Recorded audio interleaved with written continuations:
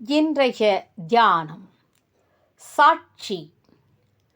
பிரபஞ்சத்தின் நடைமுறை அனைத்துக்கும் பரம்பொருளே நீ சாட்சியாய் இருப்பது போன்று எனது உடல் வாழ்க்கைக்கு நான் வெறும் சாட்சியாய் இருப்பேனாக.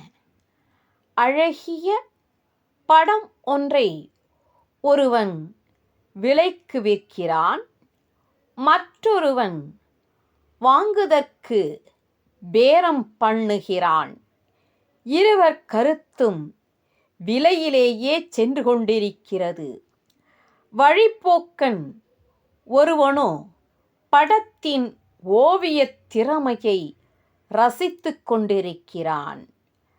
பிரபஞ்சம் என்னும் படத்தை அதற்கு சாட்சியாய் இருப்பவனே ரசிக்கிறான்.